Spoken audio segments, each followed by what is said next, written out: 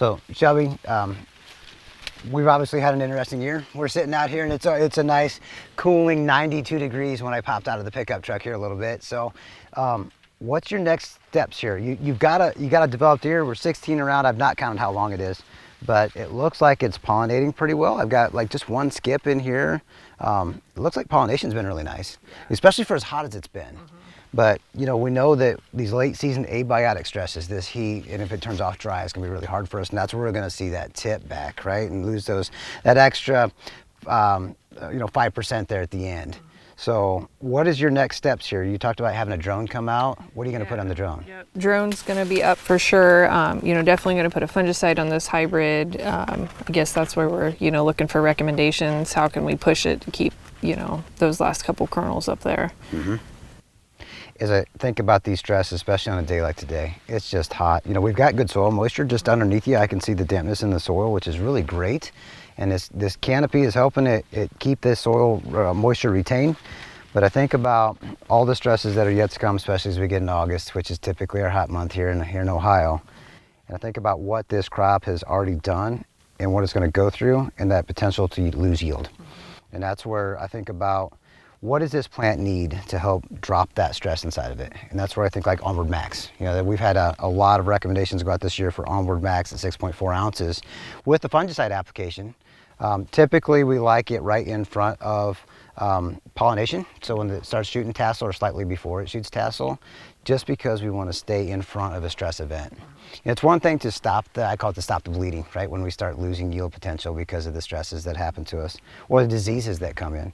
But if we can be in front of it, we can prevent that bleeding and we can retain that yield. But I look at this corn and I think, man, Mother Nature, as hot as it is today, if it turns off dry, which you and me both know, no idea what the weather's gonna be, right? That's where we experience that tip back, and that's where that top end yield just comes off of us and Mother Nature just steals it away from us. What Onward Max is going to do for you, Shelby, on this field is it's going to drop stress, right? Tell that plant to drop its ethylene glycol, which is a stress hormone. It's going to push it down and suppress inside the plant and allow this plant to continue to photosynthesize and this factory to keep churning. Outside of that, it's going to work on photosynthesis because every plant's a factory, right? And its fuel source is the sunlight, and we're getting lots of it today. It's a beautiful day for that portion of it. And then it's also going to work on nutrient mobilization inside of plants, which is another thing that I want to talk about, something that's essential late season specifically. When you look at all crops, and I don't care if it's corn or soybeans or cotton down south or in a wheat crop, boron's required for translocation of nutrients. And as I think late season, this plant has got a heck of, these leaves are more than just solar panels. They're also fuel tanks, right? So they hold and store nutrients. Now we need to take them and mobilize them source to sink, pull out of this leaf tissue and put it into this kernel. And boron is a big key to that success. I call it the traffic cop of nutrients. While I like some boron early in the season, I really like it late. And if you're only gonna give me one opportunity to apply boron, I'm always gonna go to that late side just because of the mobilization that has to happen. Anymore, these plants get so big and it's a long way to translocate these nutrients, and boron's key to that.